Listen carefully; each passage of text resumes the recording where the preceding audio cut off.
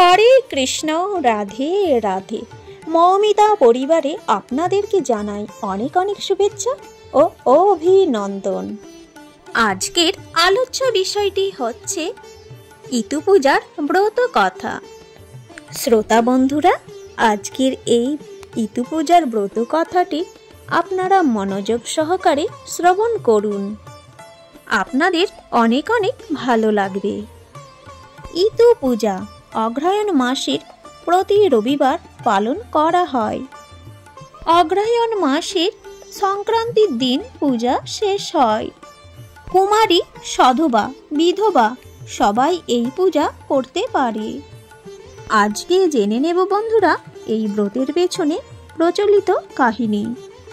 এক দেশে এক গরিব বামুন তার স্ত্রী ও 2 মেয়েকে নিয়ে বাস করত। বামুন ভিক্ষে করে যা পেত তা দিয়েই তাদের সংসার চলত। বামুনের একদিন পিঠে খাওয়ার ইচ্ছে হয়। সে অতি কষ্টে ভিক্ষে করে চাল, গুড়, নারকেল, তেল সবকিছু জোগাড় করে তিনি বামুনিকে পিঠে তৈরি করতে বলে, আর বলে কাউকে যেন একটা পিঠেও না দেয়।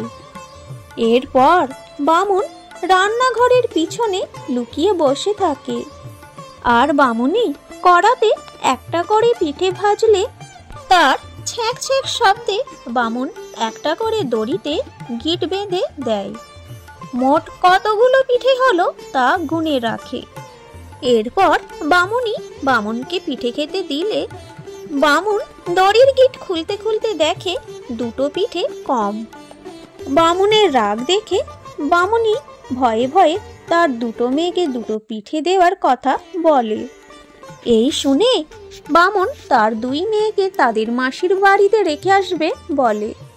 মেয়ে দুটির নাম অম্ন, ঝুম্ন। পরের দিন ভোরবেলায় অম্ন ঝুম্নকে নিয়ে বামুন বাড়ি থেকে বের হয়। দিনটা ছিল কার্তিক মাসের সংক্রান্তির আগের দিন। সারাদিন চলতে চলতে তারা এক জঙ্গলে এসে উপস্থিত হয়।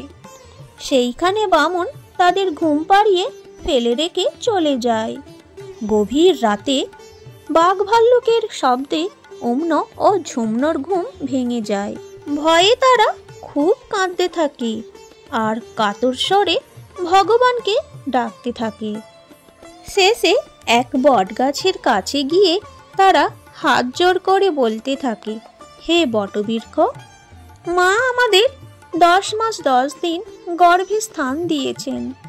তুমি আজ রাতের জন্য তোমার কোটরে স্থান দাও। এরপর বটগাছ দুফাক হয়ে গেলে তারা 2 বনে বটগাছের কোটরে রাত কাটায়। সকাল হলে তারা বটগাছকে 2 জনে প্রণাম করে। তারপর জঙ্গলের পথ ধরে চলতে শুরু করে। চলতে চলতে তারা দেখে সামনে একটা বাড়ি। সেখানে মাটির সরা করে মেয়েরা পুজো করছে। বাড়ির কাছে পৌঁছালে 2টো ফুটফুটে মেয়ে দেখে বাড়ির গিন্নি। তাদের সব কথা জিজ্ঞেস করলে তারা কাঁদতে কাঁদতে সব খুলে বলে। বাড়ির মেয়েরা ঘটে করে কি পূজা করছে জিজ্ঞেস করলে গিন্নি জানায়, এর নাম ইতু পূজা। আগের দিন উপোস করে থাকলে তবেই ইতু পূজা করা যায়। এই কথা শুনে অম্ন ঝুম্ন বলে, কাল থেকে তো তারা কিছুই খায়নি। তখন গিন্নি তাদের পুজোর জোগাড় করে দিলে তারা কার্তিক সংক্রান্তিতে ইতু পূজা করে। তাদের নিষ্পাপ ভক্তি দেখে ইতু ভগবান অর্থাৎ সূর্যদেব তাদের বর প্রার্থনা করতে বলেন।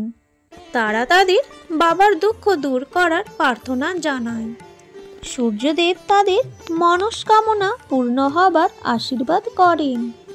তারপর তারা অগ্রহায়ণ মাসের প্রতি রবিবারে ইতু পূজার ভক্তি সহকারে করে এবং সূর্যদেবের কাছ থেকে আশীর্বাদ পেতে থাকে।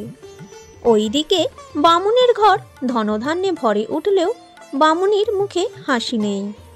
সে খালি মেয়েদের কথা ভাবে আর চোখের জল ফেলে। এইভাবে দিন যেতে থাকে। একদিন অম্ন আর ঝুম্ন বাড়ি ফিরে আসে। তা দেখে বামুন বামুনির আনন্দের শেষ থাকে না। বামুনের অবস্থা তখন ভালোই, তাই তার মেয়েদের যত্নের কোনো শেষ থাকে না। কিন্তু তারা ইতু পুজোর কথা ভোলেনি। বাড়িতে এসেও তারা পুজো শুরু করে দেয়। তা দেখে বামুন তারা কি পুজো করছে তা জানতে চায়। তারা ইতু পূজার কথা বলে আর সূর্যদেবের আশীর্বাদেই যে তাদের বাবার অবস্থা ভালো হয়েছে সেটাও বলে। তা শুনে বামুনিও ইতু পূজা শুরু করে দেয়। তাদের অবস্থা ক্রমশ ভালো হতে থাকে। এইভাবে দিকে দিকে ইতু পূজার মাহাত্ম্য ছড়িয়ে পড়ল। জয় শ্রী কৃষ্ণ। আজকের এই ভিডিওটি এই পর্যন্তই থাকলো। সকলেই ভালো থাকবেন, সুস্থ থাকবেন। আর এই ইতু পূজার ব্রত মাহাত্ম্য শ্রবণ আপনার যদি অনেক ভালো লেগে থাকে, অবশ্যই একটি লাইক করে কমেন্টে জানান জয় ইতু পূজার জয়। এবং আপনি যদি এই চ্যানেলের নতুন বন্ধু হয়ে থাকেন, অবশ্যই চ্যানেলটিকে সাবস্ক্রাইব করে পাশে থাকা বেল আইকনটি অন করে রাখবেন, যাতে আমার সমস্ত ভিডিও কিন্তু আপনি খুব সহজেই পেয়ে যাবেন। আজ তাহলে এই পর্যন্তই থাকলো। পরের দিন নেক্সট ভিডিও আসতে চলেছে সকাল 11টায়। ততক্ষণে আপনারা সকলেই ভালো থাকবেন, সুস্থ থাকবেন।